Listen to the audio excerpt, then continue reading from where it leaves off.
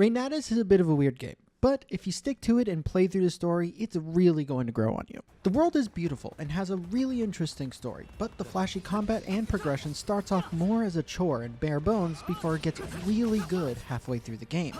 So in this video we're going to go over REYNATIS and see just how well it runs on the Steam Deck and what settings we recommend playing it at. And a little bit of a spoiler, it runs exceptionally well. If you want to see more videos like this, hit that like and subscribe button, and hit that notification bell to be notified as soon as our next video goes live. The game is also recorded on the Steam Deck directly, so your experience may be slightly better than what you're going to see in this video. REYNATIS is an odd but enjoyable game, and it does have some weird quirks, but Steam Deck performance is not one of them. Without making any changes, the game can hit 60 frames per second, and does so most of the time, which is awesome. The game feels best when it's very smooth though, especially with how fast and flashy the combat can be.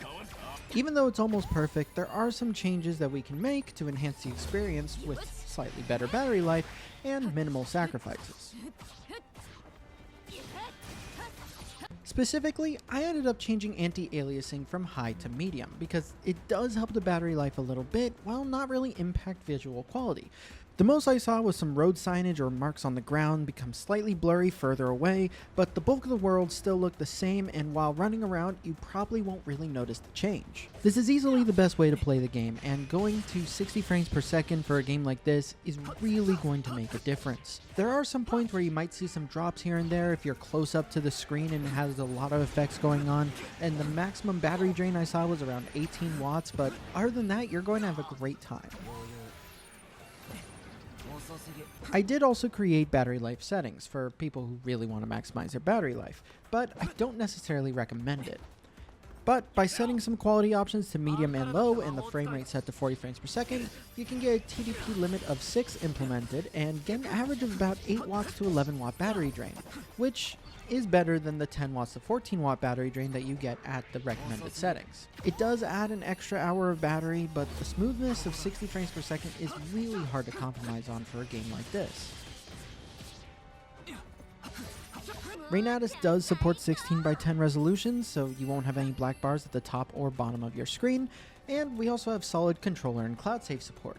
Text size itself is decent around most of the game, but some smaller text in the UI settings, nothing unreadable. REYNATIS was a game that took me a little bit to get used to, especially when it comes to some of the weird game mechanics and how slow it took to actually expand them to become an enjoyable experience. But it really grew on me and I loved the end product.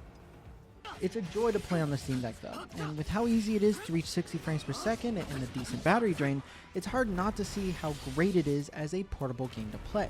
So if you're a fan of JRPGs with action-oriented combat, this is going to be a must-have for your portable library. Thank you guys for watching. If you enjoyed this video, hit that like and subscribe button, and hit the notification bell to be notified as soon as our next video goes live.